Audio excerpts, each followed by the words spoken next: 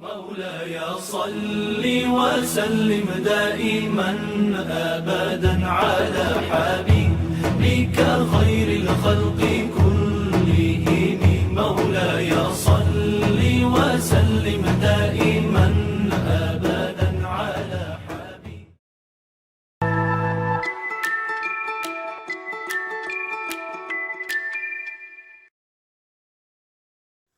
Assalamualaikum warahmatullahi wabarakatuh. Alhamdulillahirrabbilalamin. Puji syukur kehadirat Allah subhanahu wa ta'ala. Pada hari ini kita masih diberikan nikmat iman, nikmat Islam, termasuk juga nikmat sehat. Dan semoga nikmat yang Allah berikan ini bisa mengantarkan kita kepada ketakwaan, bisa mengantarkan kita untuk mendapatkan ridho Allah. Dan semoga kelak kita semua dapat dikumpulkan oleh Allah di surganya. Salawat serta salam juga semoga tetap tercurah limpahkan kepada junjungan kita Rasulullah Muhammad SAW. Hari ini kita sudah berada di 10 hari terakhir bulan Ramadan. Ada di detik-detik terakhir bulan Ramadan. Dan semoga Allah bisa memberikan kesempatan kepada kita untuk menuntaskan bulan Ramadan ini, sehingga nanti kita bisa merayakan Hari Raya Idul Fitri. Dan semoga Allah mensucikan kita, semoga Allah menghapus dosa-dosa kita sehingga kita kembali suci, dan semoga nanti kita menjadi pribadi yang lebih baik ketika keluar dari bulan Ramadan. Amin ya rabbal alamin. Saudaraku semua yang dirahmati Allah, kalau seandainya kita dengar kata Ramadan, apa yang ada di benak kita? Jadi kalau kita dengar kata Ramadan, mungkin yang ada di benak kita itu adalah bulan puasa. Maka terkadang kita itu merasa agak berat ketika sudah ini kok masuk bulan Ramadan lagi ya. Kayaknya baru kemarin nih bulan Ramadan, kok sekarang sudah bulan Ramadan lagi ya. Ada rasa berat untuk berpuasa. Karena dalam puasa itu kan ya menahan segalanya gitu, termasuk menahan makan. Maka kita terkadang merasa berat untuk berpuasa ketika mendengar marhaban ya Ramadan, atau selamat datang bulan Ramadan, ini puasa lagi gitu. Makanya gak heran terkadang kita itu banyak yang gak melaksanakan puasa. Terbukti ketika bulan Ramadan akhir-akhir ini saya melihat banyak sekali warung-warung yang buka atau anak-anak muda yang gak berpuasa. Karena mungkin dalam benak mereka bulan Ramadan ini merupakan kayak tekanan gitu, ada tekanan dalam diri mereka untuk berat melaksanakan puasa, ada rasa berat gitu ketika masuk bulan Ramadan karena dia harus berpuasa. Nah sebenarnya Allah itu tidak menjandingkan bulan Ramadan dengan puasa, tapi puasa itu disandingkan kepada orang-orang yang beriman dan tujuannya untuk mendapatkan takwa. Seperti ayat yang ada di Al-Quran, A'udzubillahi minasyaitonirrajim, ya ayyuhalladzina amanu kutiba alaikumussyam kama kutiba alal ladzina min qablikum la'allakum tattaqun. Wahai orang-orang yang beriman, diwajibkan kamu berpuasa sebagaimana diwajibkan kepada sebelum kamu, supaya kamu menjadi orang-orang yang bertakwa. Jadi Ramadan itu sebenarnya dalam ayat ini tidak disandingkan dengan puasa. Tapi ada ayat yang lain, sebenarnya Ramadan itu identik dengan apa? Ternyata Ramadan itu identik dengan turunnya Al-Quran. Seperti dalam firman Allah juga dalam Quran, A'udzubillahi minasyaitonirrajim, Syahrul Ramadan alladzi unzila fihil Qur'an hudal linnas wa bayyinatin minal huda wal furqan. Jadi Syahrul Ramadan, bulan Ramadan ini merupakan bulan di mana diturunkannya Al-Qur'an. Jadi Ramadan itu disandingkan dengan Al-Qur'an, turunnya Al-Qur'an. Untuk apa Al-Qur'an ini? Hudal linnas, yaitu petunjuk bagi seluruh manusia. Bukan cuma petunjuk bagi orang Islam, tapi petunjuk bagi seluruh manusia. Jadi sebenarnya bulan Ramadan ini identik dengan turunnya Al-Quran. Yang turunnya Al-Quran ini identik dengan petunjuk bagi seluruh manusia. Maka sebenarnya bulan Ramadan ini bulan perubahan. Kenapa bulan perubahan? Karena ketika Allah turunkan Al-Quran, jadi Allah minta manusia itu untuk berubah dari perkara yang buruk menjadi perkara yang baik. Jadi Islam itu mengubah. Islam dengan apa? Mengubah dengan dakwah. Apa yang didakwahkan yaitu Al-Quran. Jadi Islam, dakwah, dan Al-Quran itu mewujudkan sebuah perubahan. Jadi bagaimana Allah itu mengutus para nabi tentunya memiliki sebuah visi untuk mengubah. Jadi visi misi seorang nabi itu tujuannya untuk mengubah supaya mereka itu mentauhidkan Allah. Jadi para nabi itu membawa basyir wa nadir. Apa itu? Peringatan dan kabar gembira. Dengan basyir wa nadir, maka para nabi itu mengajak manusia untuk berubah, untuk mengenal Islam, untuk menjadi orang yang lebih taat, untuk menjadi orang yang lebih baik. Nah, kita lihat ternyata para nabi-nabi sebelumnya itu hanya mengajak kaumnya untuk berubah. Seperti Nabi Musa, ya kaumku, ya qaumi, cuma ngajak kaumnya. Termasuk Nabi Isa cuma ngajak Bani Israel, dan Nabi Yakub cuma ngajak kepada kaumnya. Ternyata ada seorang nabi yang nggak cuma ngajak kepada kaumnya, tapi juga ngajak kepada seluruh manusia. Siapa itu? Nabi Ibrahim. Kita tahu Nabi Ibrahim ini dakwahnya bukan cuma ngajak kepada kaumnya, tapi juga ngajak kepada seluruh manusia. Jadi dakwah Nabi Ibrahim itu dakwahnya global. Dakwah global yang ngajak kepada seluruh manusia.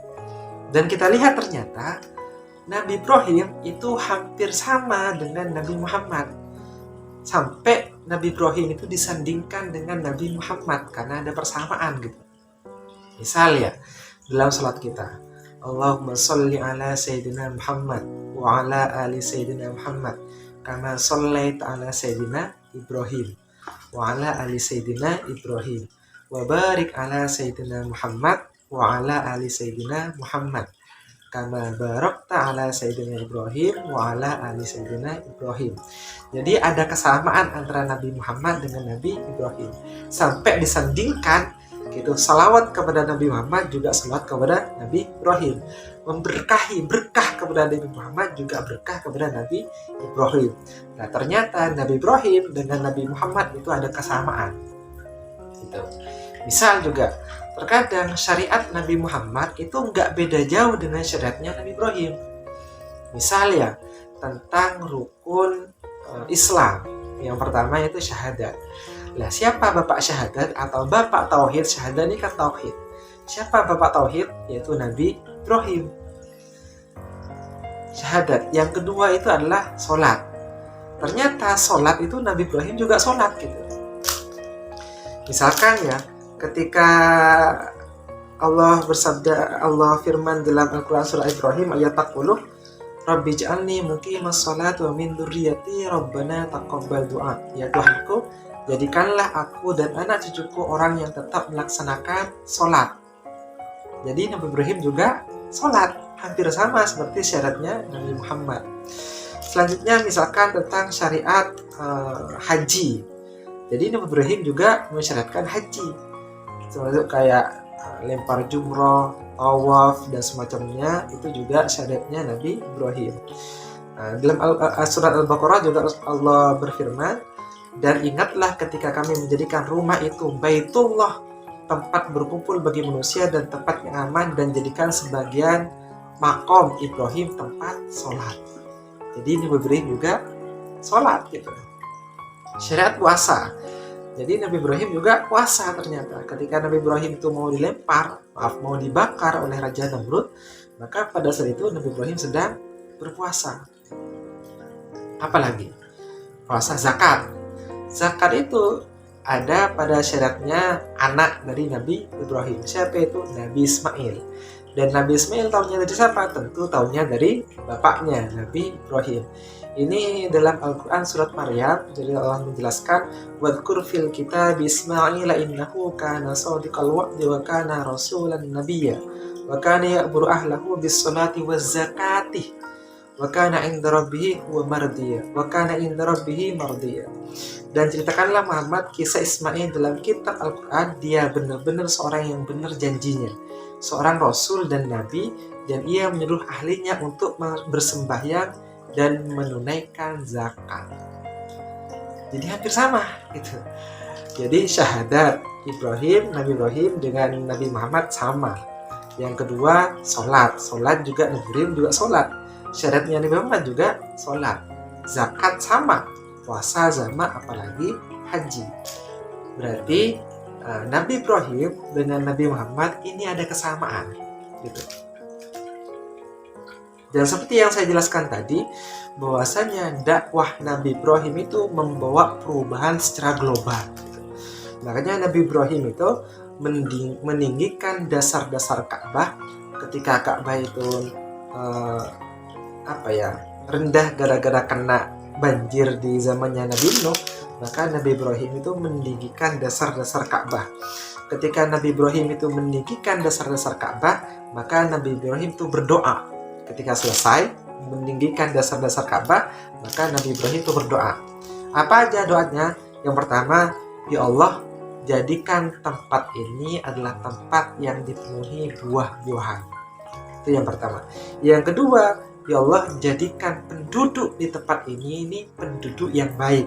Dan yang ketiga, jadikan juga tempat ini tempat yang berkah, baldatun thayyibatun rabbun ghafur. Dan jadikan Ka'bah ini sebagai tempat berkumpulnya manusia, atau menjadi tempat pusat dari perubahan. Makanya itu dakwah Nabi Ibrahim. Jadi ketika Nabi Ibrahim itu mendirikan Ka'bah, maka Nabi Ibrahim itu berdoa supaya Ka'bah ini di Mekah ini dijadikan sebagai tempat berkumpulnya seluruh manusia yang nanti akan menyembah kepada Allah, dan jadikan tempat ini sebagai pusat dari perubahan manusia seluruhnya secara global. Makanya dakwah Nabi Ibrahim ini dakwah untuk seluruh manusia, bukan cuma untuk kaumnya, tapi seluruh manusia. Maka dari itu Nabi Ibrahim itu berdoa seperti itu. Akan tapi Nabi Ibrahim ini sadar bahwasanya Nabi Ibrahim ini manusia biasa yang gak mungkin bisa menuntaskan dakwahnya ini sampai selesai, karena terbatas pada usia. Sebagai manusia biasa, maka Nabi Ibrahim itu juga akan wafat, akan ada masanya begitu. Makanya Nabi Ibrahim itu berdoa supaya apa? Supaya misi perubahan ini dapat terwujud, karena beliau sadar bahwasanya umur beliau gak akan sampai dan tugas ini terlalu berat. Maka Nabi Ibrahim itu berdoa kepada Allah, Rabbana wab'ats fihim rasulam minhum yatlu alaihim ayatika wa yu'allimuhumul kitaba wal hikmah. Itu doa Nabi Ibrahim kepada Allah, yang artinya, ya Allah, semoga nanti muncul daripada orang-orang di sekitar Ka'bah dari keturunan saya yang nanti akan menyelesaikan misi perubahan. Gitu.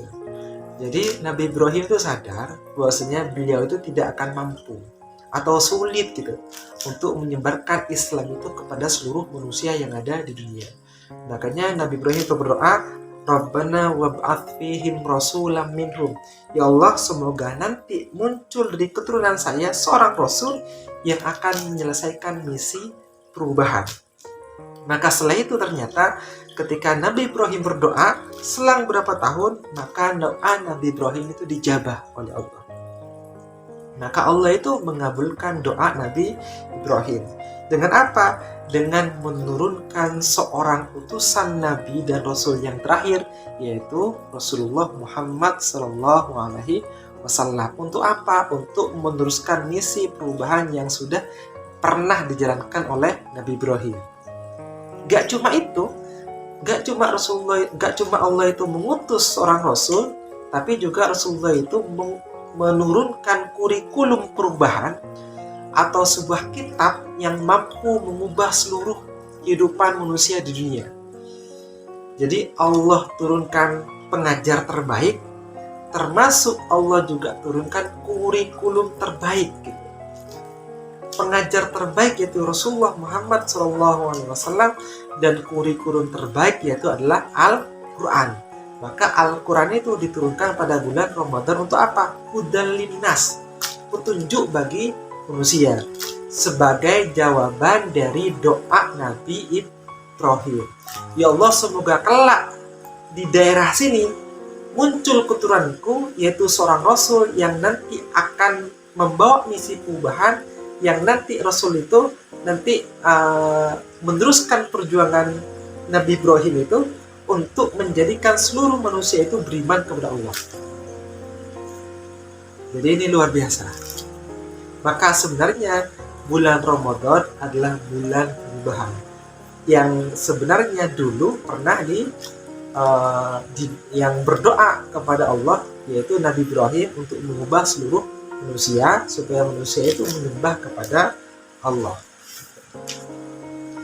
Maka pada detik itu kisah hidup manusia itu berubah drastis ketika Allah itu menurunkan Al-Quran, sehingga seluruh manusia itu yang dulunya diatur dengan hawa nafsunya, yang dulunya diatur dengan aturan nenek moyang yang berasal dari pemikiran mereka, maka berubah menjadi diatur dengan Al-Quran. Dan Rasulullah menyebarkan itu semua dengan juga para sahabat menjadikan Al-Quran sebagai hudal linnas, petunjuk bagi seluruh manusia. Maka pada saat bulan Ramadan itu merupakan suatu titik yang mampu mengubah dunia. Ketika Rasulullah berdakwah di Mekah selama 13 tahun, setelah itu hijrah ke Madinah, berdakwah selama 10 tahun, maka pada saat itu Jazirah Arab itu dipenuhi dengan dakwah Islam. Dan terus dilanjutkan oleh para sahabat, dan Islam itu sampai menguasai dunia selama 13 abad dengan luas kekuasaannya itu 2/3 dunia. Itulah Islam. Maka Ramadan itulah momentum perubahan, karena pada saat bulan Ramadan diturunkannya Al-Quran sebagai hudal linnas. Maka seharusnya Ramadan itu dijadikan sebagai bulan perjuangan untuk menjadikan Al-Quran ini sebagai petunjuk hidup manusia. Bukan cuma sebatas berpuasa, bukan cuma sebatas dibaca doang Al-Quran. Tapi seharusnya ketika Al-Quran itu tidak dijadikan sebagai petunjuk, maka kita sebagai kaum muslimin wajib meneruskan perjuangan Nabi Ibrahim, termasuk perjuangan Nabi Muhammad untuk menjadikan Al-Quran sebagai way of life, pedoman hidup seluruh manusia. Maka ini sebenarnya bulan perjuangan, bulan Ramadan, bulan perjuangan, bulan momentum perubahan untuk menjadikan dunia ini dilingkupi dengan Al-Quran, atau dunia atau seluruh manusia itu diatur dengan Al-Quran. Kenapa? Karena memang Allah menurunkan Al-Quran itu tidak lain untuk mengatur kehidupan seluruh manusia. Maka dari itu kaum muslimin, jangan sampai kita itu hanya bersekukuh atau konflik hanya permasalahan khilafiyah. Jadi stop, mari kita kuatkan persaudaraan kita sama kaum muslimin. Untuk apa? Untuk sama-sama berjuang menegakkan hukum Al-Quran, menjadikan Al-Quran itu sebagai petunjuk kepada seluruh manusia. Maka janganlah kita masih ribut dengan perkara khilafiyah. Kunut tidak kunut, maulid tidak maulid, tahlil tidak tahlil gitu. Maka itu anggaplah sudah selesai gitu. Karena memang dalam Islam itu perbedaan itu perkara yang rahmat. Boleh-boleh saja, asalkan syahadatnya sama, Rasulnya sama, rukun iman, rukun Islamnya sama. Maka kalau itu semua sama, maka mereka adalah saudara. Tidak boleh kita berpecah belah. Seharusnya kita bersatu untuk apa? Untuk menjadikan Al-Quran itu sebagai hudal linnas. Karena turunnya Al-Quran itu sebagai petunjuk bagi seluruh manusia. Termasuk juga Allah mengutus Rasulullah itu tujuannya untuk memenangkan agama ini di atas agama-agama yang lain. Memenangkan sistem kehidupan ini di atas sistem kehidupan yang lain. Seperti dalam surat As-Saff ayat 9, "Walladzi arsala rasulahu bil huda wa dinil haqq liyudhhirahu 'ala dini kullih walau karihal musyrikun." Dialah yang mengutus Rasulnya dengan membawa petunjuk dan agama yang benar untuk memenangkannya di atas segala agama, meskipun orang-orang musyrik membencinya. Jadi Allah mengutus Rasulullah itu tujuannya untuk memenangkan agama Islam ini di atas semua agama, untuk memenangkan sistem kehidupan Islam ini di atas sistem kehidupan yang lain, untuk memenangkan dustur undang-undang Islam ini di atas undang-undang yang lain. Itu visi Allah mengutus Rasulullah. Maka kalau sekarang kaum muslim ini ada di bawah, tidak menguasai dunia, atau hukum-hukum Islam itu tidak dijadikan sebagai dustur undang-undang, maka seharusnya kaum muslim ini berjuang bagaimana caranya agar Al-Quran ini bisa dimenangkan atas agama-agama yang lain, atas undang-undang yang lain, atau Islam ini bisa dimenangkan atas agama-agama yang lain. Itulah ketika Allah mengutus Rasulullah untuk memenangkan agama Islam ini di atas agama yang lain. Maka mari kaum muslim ini seharusnya bersatu. Jangan lagi terpecah belah. Untuk apa?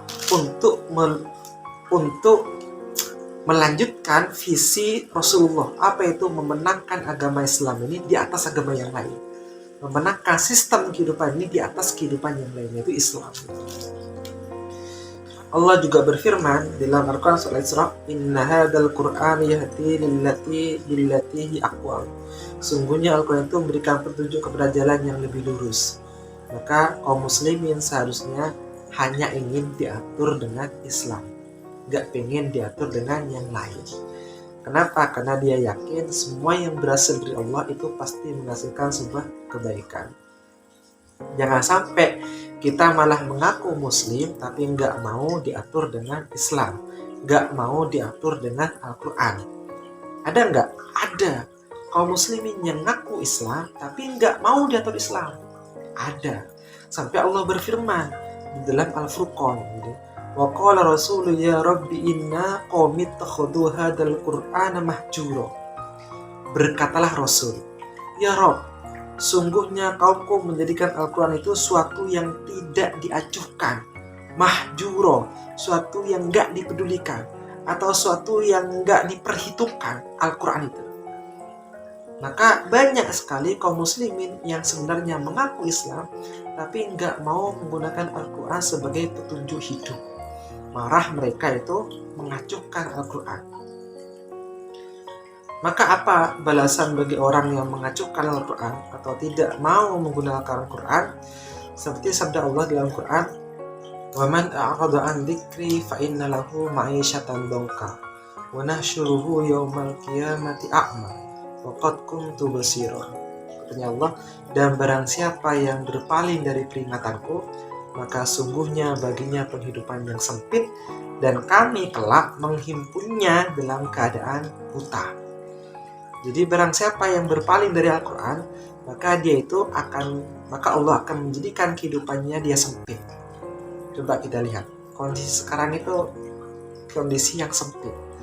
Banyak kemiskinan, banyak pengangguran, ekonomi kita itu lemah, banyak utangnya, dan berbagai macam permasalahan sempit. Kenapa? Karena berpaling dari Al-Quran. Dan enggak cuma itu, bagi orang-orang yang berpaling kepada Al-Quran, maka kelak di hari kiamat dia akan dikumpulkan dalam keadaan buta. Coba, kalau pas hidup di dunia aja buta itu nggak enak, apalagi nanti kalau sudah pas hari kiamat. Bagaimana ketika kita itu dibangkitkan dalam keadaan buta? Kenapa? Karena kita mencampakkan Al-Quran, tidak mau diatur dengan Al-Quran. Maka dari itu, marilah kaum muslimin sama-sama berjuang, merekatkan persaudaraan kita sama kaum muslimin untuk menjadikan Al-Quran itu sebagai hudan linnas, sesuai dengan apa yang diturunkan oleh Allah. Syahrul Ramadan alladzi unzila fihi al-Qur'an hudan linnas. Jadi bulan Ramadan adalah bulan diturunkannya Al-Quran sebagai petunjuk bagi seluruh manusia. Wallahu a'lam bishawab. Assalamualaikum warahmatullahi wabarakatuh.